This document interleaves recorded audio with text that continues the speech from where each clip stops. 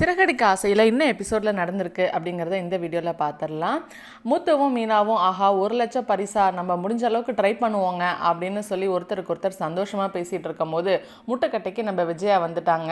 இவங்க 2 பேரும் போட்டி போடுறாங்க. சரி நீங்கள்லாம் எதுக்கு போட்டி போடுறீங்க, உங்களுக்குலாம் கிடைக்குமா அப்படின்னு சொல்லி கிண்டல் பண்ணுறாங்க. அதெல்லாம் இல்லை, நாங்கள் வந்துட்டு கண்டிப்பாக கலந்துக்குவோம், நாங்களும் ஜெயிப்போம் அப்படின்னு ஒருத்தருக்கு ஒருத்தர் சந்தோஷமாக சொல்லிட்டு இருக்காங்க.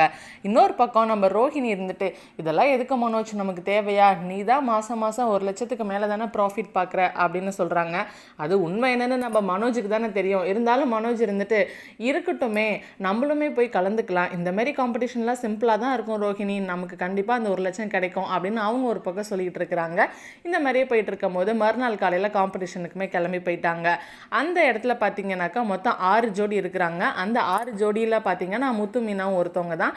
இவங்கள தவிர மீதி இருக்கிற எல்லாருமே படித்த பெரிய பெரிய வேலையில் இருக்கிறவங்களா தான் சொல்கிறாங்க.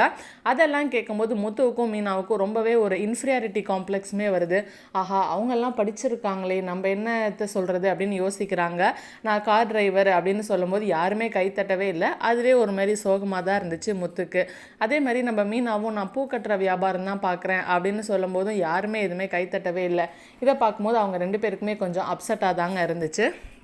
சரி ஓகே, இப்போது மேலே அந்த 6 லேடிஸ் மட்டும் வாங்க, உங்களோட தனித்திறமையை மட்டும் சொல்லுங்கள், அதை தான் இப்போ நாங்கள் டெஸ்ட் பண்ண போகிறோம் அப்படின்னு சொல்கிறாங்க. எல்லாரும் சொல்லும் போது நம்ம மீனாவுக்கு என்ன சொல்கிறதுனே தெரியல. உடனே முத்து இருந்துட்டு என் பொண்டாட்டி வந்துட்டு கண்ணை மூடிட்டே பூ கட்டுவா, அதுதான் அவளோட திறமையே அப்படின்னு சொல்லி என்கரேஜ் பண்ணுறாங்க.